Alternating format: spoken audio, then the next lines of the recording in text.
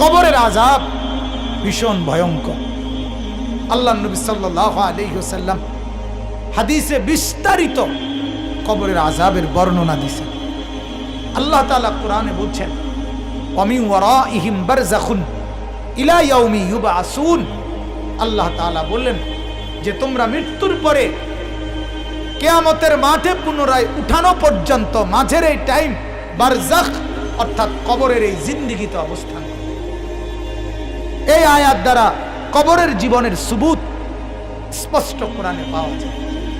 নবী সাল্লাল্লাহু আলাইহি ওয়াসাল্লাম বলছেন, প্রতিদিন কবর, যার কবর যেখানে, তার কবর তাকে ডাক দিয়ে বলে, ও আল্লাহর বান্দা শোনো, আনা বাইতুদ দুদ, আমি পোকামাকড়ের ঘর। আমার বাপ শুনেন, যুবক আপনারাও শুনেন, আপনারাও শুনেন, কবর কিন্তু নির্দিষ্ট কোনো বয়সে যায় না বাপ। প্রতিদিন কোলের বাচ্চাও কবরে যায়, 90 বছরের বুড়াও কবরে যায়, 16 বছরের 20 বছরের তাগড়া জওয়ানও কবরে যায়। কবরস্থানে সব ধরনের লাশ আছে। এজন্য কবর ডেকে বলে, ও আল্লাহর বান্দা, আমি পোকামাকড়ের ঘর। তুমি তো সেই ব্যক্তি যে একটা মশারি ছাড়া, একটা সামান্য মশার কামড় সহ্য করতে পারো না। একটা মশা কানের কাছ দিয়ে গেলে তোমার ঘুম ভাঙা যায়। মশারি টাঙ্গাও, কয়েল জ্বালাও, অ্যারোসল লাগাও, এত কিছু করে তুমি মশার একটা আওয়াজ থেকে, কামড় থেকে বাঁচতে চাও। হায় আল্লাহর বান্দা, তো বছরের পর বছর, শত শত বছর কবরের মধ্যে এই পোকামাকড়ের ঘরে কেমনে থাকবে? কবর প্রতিদিন বলে, আনা বাইতুল ওয়াহদা, ও আল্লাহর বান্দা, আমি কিন্তু একাকী ঘর, কেউরে পাবা না, কেউরে না। আমার বাপ, এই পৃথিবীতেও একাকিত্বের যন্ত্রণা বড় সাংঘাতিক। আপনার ঘরে যদি লক্ষ কোটি টাকারও মাল সামানা থাকে, খাদ্য খাবার, ফল ফলাদি সব আছে, সব আছে, শুধু স্ত্রী নাই, মা নাই, বাপ নাই, ছেলে নাই, মেয়ে নাই, কেউ নাই, আপনি শুধু একা। খোদার কসম, এই একাকিত্বের যন্ত্রণায় ঘরের সব কিছু না, সারা দুনিয়াটাই আপনার কাছে বিষাদ মনে হবে। মনে হবে আমার কিছুই নেই।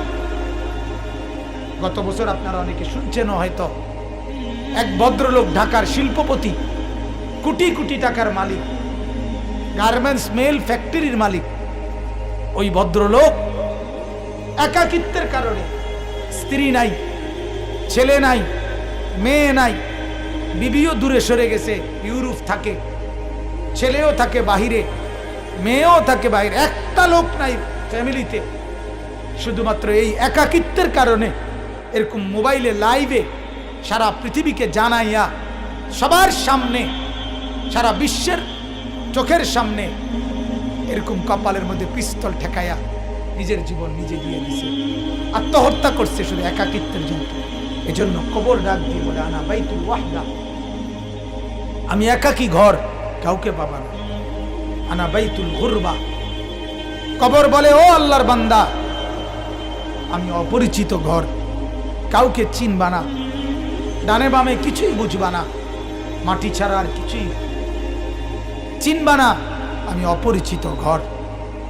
দুনিয়ার এক মানুষ আর এক মানুষের বাড়িতে গেলে মোটামুটি বুঝে, এই রুমটার সামনের রুম, প্লাস্টিকের দরজাওয়ালা, এটা বাথরুম, চুলা টুলা দেখা যায়, ওইটা রান্নার ঘর, মোটামুটি মানুষ আইডিয়া করে। কিন্তু কবর বলে, দুনিয়ার কোনো ঘরের সাথে আমার এই ঘর মিলবে না বাপ, কোনো কিছুর সাথে এটা মিলাইতে পারবে না, অপরিচিত ঘর। আল্লাহ আমাকেই মাফ করে দেন। এজন্য বাপ, অনুরোধ করছি, কবরের ফিকির করে, কবরের ফিকির করে। সাইয়্যিদুনা উসমান রাদিয়াল্লাহু তাআলা আনহু, হযরতে উসমান নবীজির সাহাবী, উনি যখন কোনো কবরের সামনে দাঁড়াইতেন, তখন তিনি এই পরিমাণ ফাবাকা, কাঁদতেন, হাত্তা ইয়াবুল্লা লিহিয়াতাহু, কাঁদতে কাঁদতে তার দাড়ি পর্যন্ত ভিজে যেত। অন্যরা জিজ্ঞাসা করতেন, ও আমিরুল মুমিনিন, কবর দেখলে আপনি এমন করেন কেন? তখন তিনি বললেন, তুমি জানো না, এটাই তো আখিরাতের প্রথম মঞ্জিল। আউয়ালু মানজিলিন মিন মানাজিলিল আখিরাহ, আখিরাতের প্রথম ঘর, প্রথম স্টেশন। মান নাজা মিনহু, এখান থেকে যে মুক্তি পাবে সে তো বাকি সব ঘাটিতে মুক্তি পাবে। এখানে যে আটকায়া যাবে সে তো সব ঘাটিতে আটকায়া যাবে। এই জন্য কবর দেখলে আমার ভয় হয়। না জানি আমার কবরে কি হবে, না জানি আমার কবরে কি। হযরত ওমর রাদিয়াল্লাহু তাআলা আনহু, হযরত ওমর আমরা কিতাবে পড়ছি, ইন্তেকালের পূর্ব মুহূর্তে ওনাকে বর্ষা ছুরি দিয়ে আঘাত করা হয়েছিল এক কাফের বেঈমানে, নামাজ অবস্থায়, ফজরের নামাজ পড়া অবস্থায়। ওনার এমন হালাত হয়েছিল, 3 দিন উনি মুখ দিয়ে কোনো খাবার দিলে এদিক দিয়ে বের হয়ে যাইত, ওষুধ পানি সবকিছু। এইভাবে ছুরি দিয়ে গাই দিছে ওনাকে 8-10টা। এরপরেও হযরত ওমর রাদিয়াল্লাহু তাআলা এই অবস্থায় মুমূর্ষ, তখন তিনি চকির মধ্যে, খাটিয়ার মধ্যে ওনাকে শোয়াইছে আর সবাই কাঁদতেছে। উনি তখন চোখের পানি ফেলে দিয়ে হযরত ওমর তার ছেলে আব্দুল্লাহকে বলছে, আব্দুল্লাহ, আমাকে তুমি চকির থেকে, খাটিয়ার থেকে মাটিতে নামাও, আমি কবরে যাব কিছুক্ষণের মধ্যে, আমারে মাটিতে নামাও, আমার গাল মাটির মধ্যে ঘষা লাগাও, দা খাদ্দি আলাল আরদ, আমার গাল মাটিতে রাখো, আমারে মাটিতে ফেলায় রাখো, আসা রব্বি আন ইয়ারহামানি, যেন আমার আল্লাহ একটু দয়া হয়, আল্লাহ যেন আমারে মাফ করে দেয়। যেন আল্লাহ বলতে না পারে, ওমর মরার সময়ও কাটে উঠতে রইছ, অহংকার করছিস, এটা যেন বলতে না পারে। এই ছিল সাহাবায়ে কেরামের ফিকির। ভাইয়া ফিকির।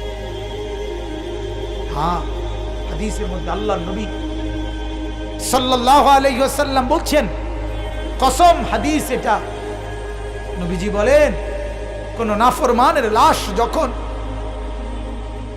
কাঁধের মধ্যে করে কবরস্থানের দিকে নিয়ে যায়, এই পরিমাণ চিৎকার করে, এই পরিমাণ চিৎকার করে নাফরমান বলে, আল্লাহর দোহাই তোমাদের, আমার লাশ ওই কবরস্থানে নিও না, আমার এই কবরে রাইখো না। আল্লাহর নবী সাল্লাল্লাহু আলাইহি সাল্লাম বলেন, মানুষ ব্যতীত আল্লাহর সব মাখলুক ওই চিৎকার শুনতে, ওই চিৎকার শুনতে পায়। এই কবরে যাওয়ার আগে চিৎকার, লাশের চিৎকার। আল্লাহর নবী সাল্লাল্লাহু আলাইহি সাল্লাম বলেন, যদি ওই নাফরমানের চিৎকার তোমাদের কানে একবার শুনতা, তাহলে পৃথিবীর কোনো মানুষ কোনোদিন কারো লাশ খাটের মধ্যে কান্দে নিত না। কারণ যদি চিৎকার মারে এই ভয়ে, তাহলে রাস্তায় পড়ে থাকতো লাশ, কুকুর আর বিড়ালে খাইত। হাদিস আমার বাপ। অতএব কবরের ফিকির করে। আল্লাহর নবী সাল্লাল্লাহু আলাইহি ওয়াসাল্লাম মৃত্যু পর্যন্ত নবীজি নিজে নিজে, আল্লাহর নবী সাল্লাল্লাহু আলাইহি ওয়াসাল্লাম 5 ওয়াক্ত নামাজের পরে নবীজি যে কয়টা জিনিস থেকে পানাহ চাইতেন, আল্লাহর কাছে মুক্তি চাইতেন, তার মধ্যে একটা হলো কবরের আযাব। আল্লাহুম্মা ইন্নী আউযু বিকা মিন আযাবিল কবর, আল্লাহ কবরের আযাব থেকে বাঁচান। অমিন ফিতনাতিল কবর, কবরের মুসিবত থেকে বাঁচান। আল্লাহর নবী সাল্লাল্লাহু আলাইহি সাল্লাম বলেন, কোন নাফরমান যখন কবরে প্রশ্নের জবাব দিতে পারবে না, তখন আল্লাহ তাআলার পক্ষ থেকে বলা হবে, ফাআফরিশুহু মিনান নার ওয়ালবাসুহু মিনান নার ওয়াফতাহু লাহু বাবান ইলান নার। ও ফেরেশতারা, এই নাফরমানের কবরে জাহান্নামের বিছানা বিছায় দাও, জাহান্নামের পোশাক পরায় দাও, জাহান্নাম বরাবর দরজা খুলে দাও। কিয়ামত পর্যন্ত এভাবে জাহান্নামের আগুনের পোশাক আর বিছানার মধ্যেই ধাউ ধাউ করে চলবে। আল্লাহ নবী সাল্লাল্লাহু আলাইহি সাল্লাম বলেন, নাফরমানের কবরে এমন একজন ফেরেশতাকে পাঠানো হবে, যেই ফেরেশতা আমা ওয়া আসাম্মু, অন্ধ এবং বধির, চোখেও দেখে না, কানেও শোনে না, লোহার একটা মুগুর দিয়ে একটা বাড়ি মারবে, 7 তবক জমিনের নিচে দেবে যাবে, আবার উঠবে, আবার মারবে। আর ওই নাফরমান কবরে চিৎকার করবে, ভীষণ কান্নাকাটি করবে, কিন্তু ওই ফেরেশতা তো চোখেও দেখে না, কানেও শোনে না, তোমার চিল্লানি শুনবে। আল্লাহ আমাকে মাফ করে দেন। এজন্য রাত গভীরে আপনাদের কি বললাম ভাই, আমাকেও বললাম, উসিকুম ওয়া ইয়া, আপনাদেরকেও নসিহত করছি, আমাকেও প্রত্যেকে কবরের প্রস্তুতি নেই। আল্লাহ তাআলা বলছে, বান্দা কি হলো, বান্দা হলোটা কি? মাটির উপরে একটা ঘর, সেটারে কত যত্ন করে সাজাইলা, কত দামি টাইলস, কত খাট পালং সোফা, ফার্নিচার, ফ্রিজ, এসি, দরজা জানালা, কত সুন্দর করে মাটির উপরে ঘর সাজাইলা। আহা বান্দা, তুমি কি জানো না মাটির নিচেও তো তোমার আরেকটা ঘর আছে, সে ঘরের নাম কবর। এটাকে সাজাইলা না কেন? মাটির উপরের ঘর যদি সাজে খাট পালং আর সোফা দিয়ে, তো মাটির নিচের ঘর সাজে জিকির তাসবিহ তেলাওয়াত দিয়ে, আল্লাহর গোলামি দিয়ে, সেজদা দিয়ে, নামাজ দিয়ে, হালাল ভক্ষণ করে কবরের ঘর সাজাইতে হয়। নেক আমলের পুঁজি নিয়ে যদি কবর সাজান, তো কবরটাকেই আল্লাহ তাআলা ফেরেশতাকে বলবে, ফাআফরিশুহু মিনাল জান্নাহ ওয়ালবাসুহু মিনাল জান্নাহ, আমার বান্দার কবরকে জান্নাতের বিছানা বিছায়া দাও, জান্নাতের পোশাক পরায়া দাও, জান্নাত বরাবর দরজা খুলে দাও, কবরটা চতুর্দিকে 70 হাত প্রশস্ত করো। এরপরে এভাবে করার পরে নেককারের কাছে সুন্দর হাসানুল ওয়াজ, সুন্দর চেহারার আকৃতির এক নওজোয়ান আসবে। তখন কবর ব্যক্তি বলবে, আমি তো আপনাকে চিনলাম না। তখন সে বলবে, আনা আমালুকা সালিহ, আমি তোমার সারা জিন্দেগীর নেক আমল। আজ প্রস্তুতি নাও, জান্নাতে তোমার বন্ধুদের সাথে, জান্নাতের মেহমানদের সাথে, তোমার আত্মীয়দের সাথে মিলিত হবে। এটার খুশখবরই আমি তোমাকে দিতে আসছি। হাদিসে আছে, আল্লাহর নবী বলেন, তখন নেককার কবরবাসী বলবে আল্লাহর কাছে, ইয়া রাব্বি আকিমিস সাআ হাত্তা ইয়ারজিআ ইলা আহলি, আল্লাহ আরে জলদি কিয়ামত শুরু করে দেন, আমি আমার পরিবারের কাছে ফিরে যেতে চাই, মানে জান্নাতে যেতে চাই। এজন্য কবরকে ভয় করেন। আপনি আমি প্রতিদিন দেখতেছি, প্রতিদিন মানুষ কবরে যায় কিনা বাপ? ওরা কেউ মরতে চায় নাই, কিন্তু মৃত্যু তাদের কাউকে রাখে না। কেউ মরতে চায় না, কেউ না। একেবারে 120 বছরের বুড়ো মানুষটাকেও, 120 বছরের বুড়ো মিয়া, তারেও মানুষ ডাক্তার দেখায়, তারেও হসপিটালে ভর্তি করায়, তারেও তো চেষ্টা করে আমার 120 বছরের দাদা যেন না মরে, আমার 120 বছরের বাপ যেন না মরে। তিনিও মরতে চান না, কিন্তু কবর ডাক দিয়ে বলে, আমি কাউকে থাকতে দেই না। দুনিয়া বলে, মাটি বলে, আরে বন্ধু মরতে তো কেউই চায় নাই, আমি তো কাউকে থাকতে দেই নাই। ফেরাউন তো মরতে চায় নাই, নমরুদ তো মরতে চায় নাই, সাদ্দাদ আর কারুন তো মরতে চায় নাই, কিন্তু মৃত্যু তো তাকে ছাড়ে নাই। ছাড়ছে কিনা ভাইয়া? নওজোয়ান, কি রঙের গুড্ডি উড়াইতেছ বাপ? কি রঙের ঘুড়ি উড়াচ্ছ?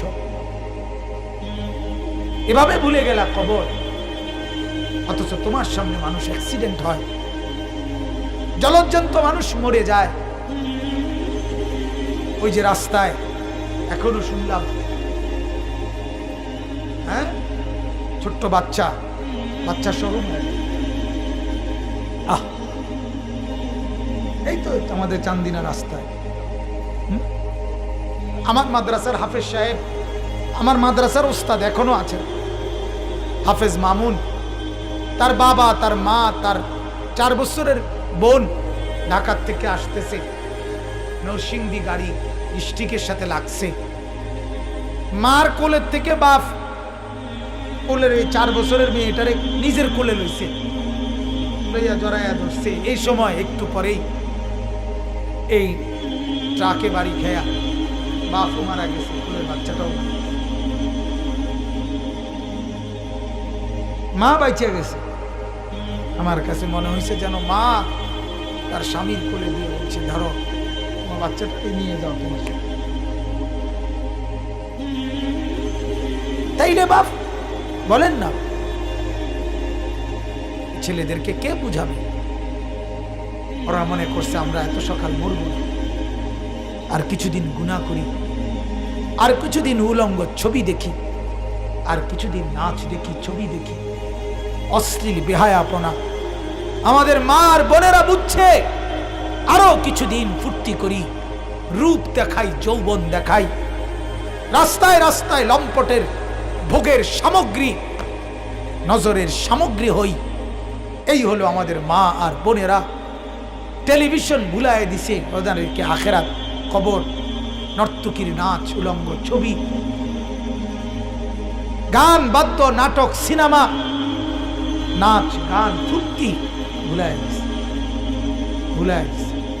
ঘূর্ণিঝড়ের পরের দিন আমি নরসিংদী গেছি, গিয়ে দেখি রাস্তার পাশে এরকম প্যান্ডেলের ভিতরে যুবক যুবতী ওপেন নাচতেছে, ড্যাকসেট বাজতেছে। আগের দিন ঘূর্ণিঝড়, অর্থাৎ ঘূর্ণিঝড় যে বিদায় দিছে, এই কারণে খুশিতে আল্লাহর দুশ্মনরা কতক্ষণ নাচবে। আল্লাহ আমাদেরকে মাফ করে দেন। অতএব আমার বাপ, আমি মনে করাই দিলাম, আমার জন্য, আপনাদের জন্য কবরের সামান বানান, কবরের প্রস্তুতি নেন, কবরের কথা ভাবেন, মৃত্যুর কথা ভাবেন। আল্লাহ নবী সাল্লাল্লাহু আলাইহি সাল্লাম বলছেন, কাফা বিল মাউতি ওয়াইজান, ওয়াজের জন্য, ওয়াজ, এই যে এখন ওয়াজ মাহফিল না, এটা তো নবীজি বলছে ওয়াজের জন্য মৃত্যুর কথা বলা, মৃত্যুর স্মরণ, এটাই যথেষ্ট, এটাই সেরা ওয়াজ, যে মৃত্যুকে স্মরণ করা। অতএব আল্লাহ তাআলা কোরআনে বলছে, কুল ইন্নাল মাউতাল্লাযী তাফিররুনা মিনহু ফাইন্নাহু মুলাকীকুম, মৃত্যু থেকে তুমি যেখানেই পলায়ন করো না কেন, সে তোমার সাথে দেখা করবেই। আইসিইউর ভিতরে ঢুকাইলো, ওইখান থেকেই আজরাইল নিয়ে আসবে, নিয়ে আসবে। আল্লাহ তাআলা আমাদেরকে কবর বুঝার, মৃত্যু বুঝার, সবক নেওয়ার তৌফিক দান করুন।